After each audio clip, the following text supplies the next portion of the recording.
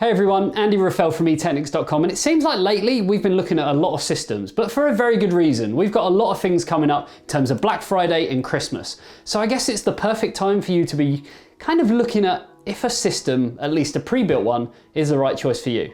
Let's take a look at this one from Novatech.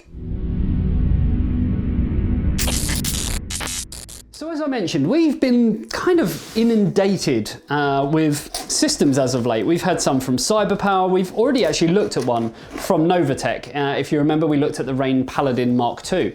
So this one isn't part of their kind of Rain range, but still a very nice system when I looked at the specs.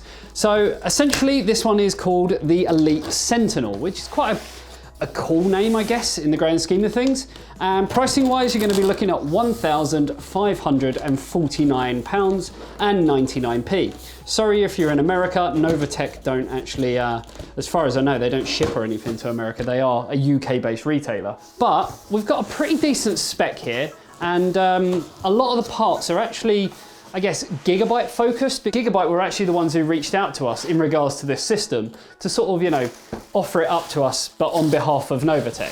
So we have already done kind of a written review on it, and I will link to that in the description below.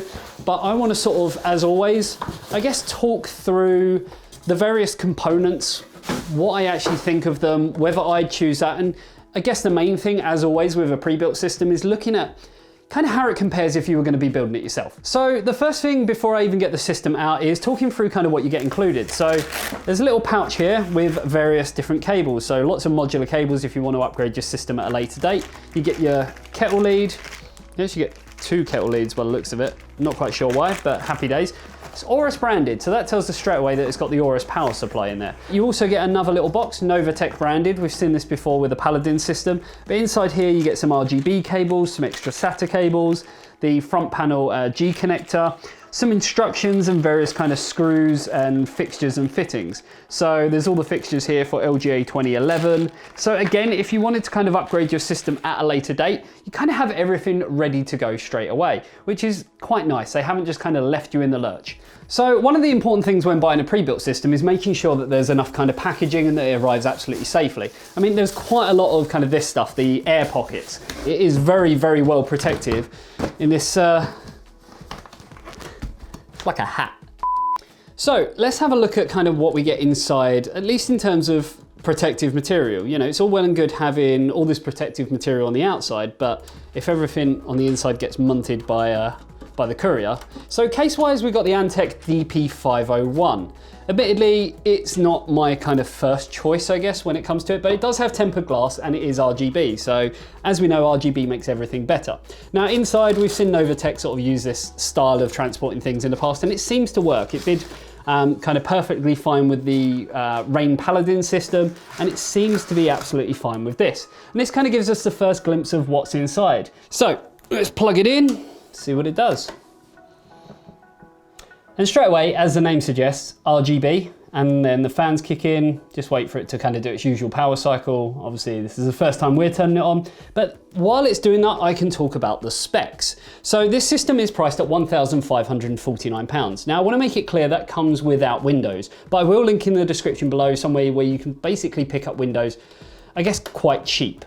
As much as probably Novatech aren't going to like me saying this, it is cheaper to buy this system and then go and buy Windows separately. So as I mentioned, it is the Outtakes DP501 ATX RGB chassis. Motherboard wise, we've got the Gigabyte Z390 Aorus Pro. For the processor, it comes with the latest 9th gen Intel Core i5 9600K. This is a 6-core processor with 12 threads.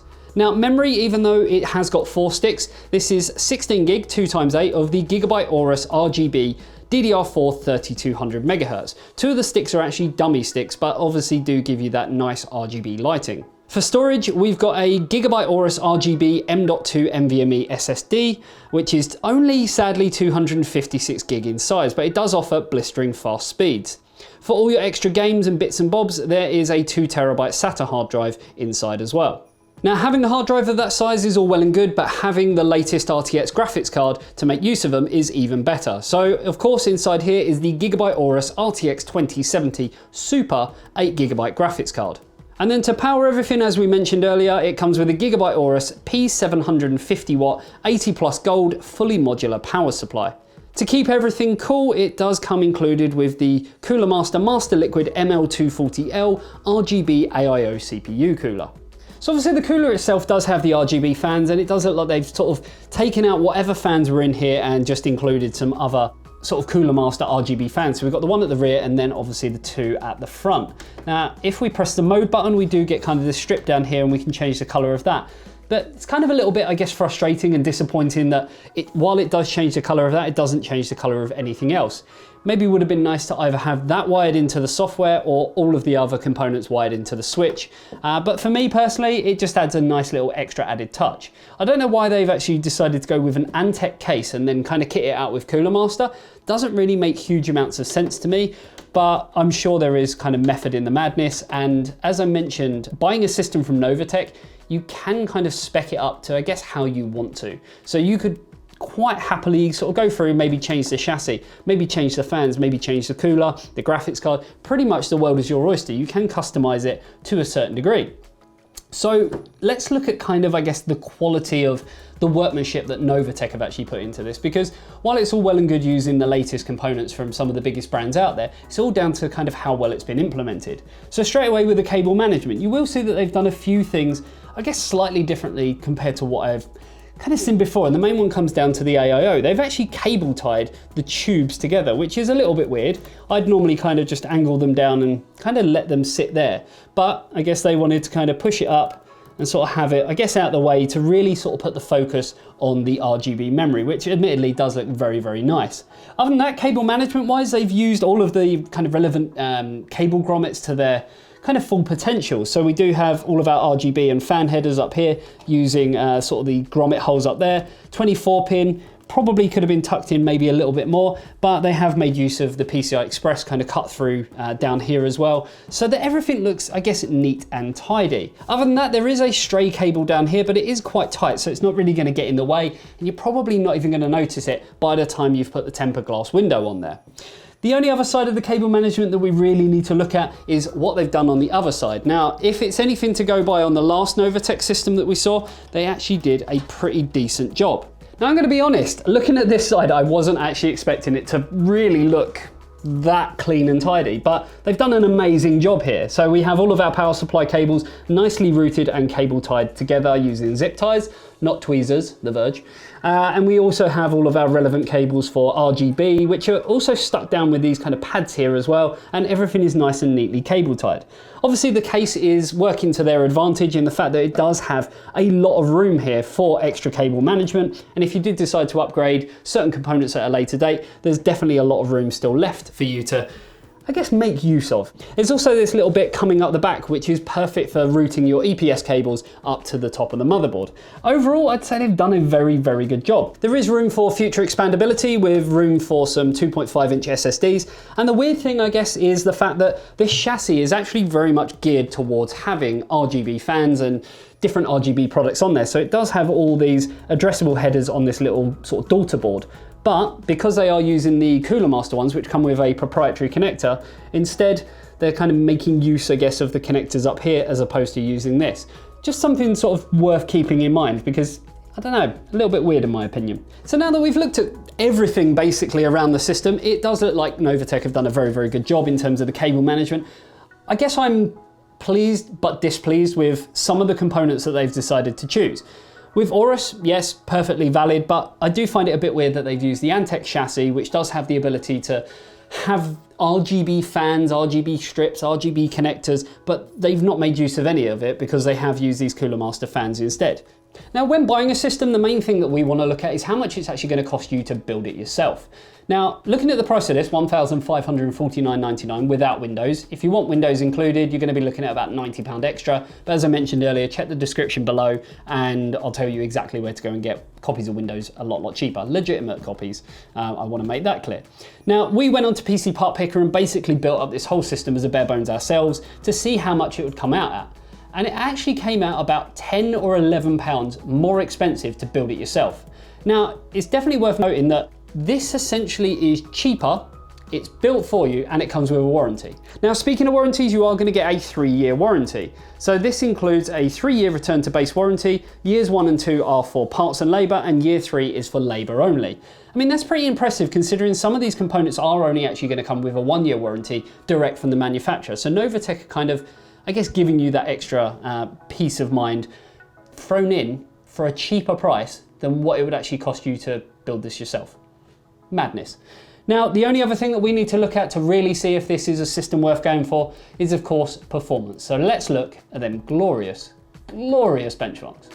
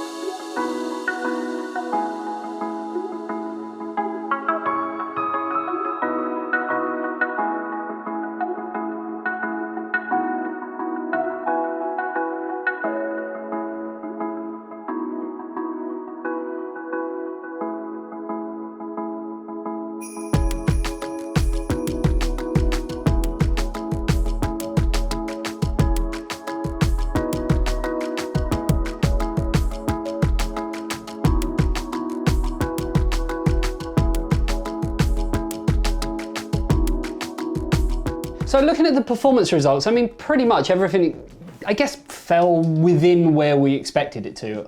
Obviously, this isn't for the faint-hearted. It has got an i5 9600K and an RTX 2070 Super, so it is going to play the latest games, I guess primarily at 1440p. Yes, it can do 4K, but you are going to have to crank down some of them settings, or you're going to have to upgrade to maybe a slightly better graphics card. Now, one thing I do want to mention is temperatures. With this cooler, the ML240L RGB from Cooler Master, well, we actually got some of the best temperatures we've seen in a very, very long time, and one of the quietest performing systems as well. Obviously, you could even tweak, I guess, the cooling a little bit further within the BIOS so that you can set it to have different thresholds and therefore, I guess, compensate even cooler temperatures for slightly louder fan noise or vice versa. So really the choice is yours. Personally, if I was going to be spending about £1,500 on a system, I'd definitely be looking at this. Maybe if it was me personally, I'd probably be more inclined to make the SSD slightly bigger. I think 256 gig is, especially for a £1,500 budget, maybe a little lackluster. I'd rather see a 512 gig. Other than that though, you have got the 2TB hard drive to cater for all of your storage needs when it comes to games, movies, and that kind of stuff. The biggest gripe for me, I guess, really comes down to the chassis and the fan combination. Why they've gone with the Outtakes chassis but the Cooler Master fans is just, I don't know, a little bit baffling to me. I'd rather, I guess, have something that's a bit more of an ecosystem, which I guess they have tried to do with the gigabyte memory, the gigabyte motherboard, and the gigabyte graphics card, as well as the power supply, of course, as well. So yeah, let me know what you guys think in the comment section below. Is this the sort of system you'd buy? And if you were to buy it, would you rather sort of spend £10 less and have it built for you and get a warranty? Or do you like having that sense of pride by building your own system? Be interesting to know. Until next time, guys, hopefully you enjoyed the video. If you did, you know exactly what to do, and I will see you in the next one. See you later. Bye-bye. But if I take this panel off now, you will see that I can't actually get it off. Hey everyone, Andy Raffel from eTeknix.com and .com. Let's try that again.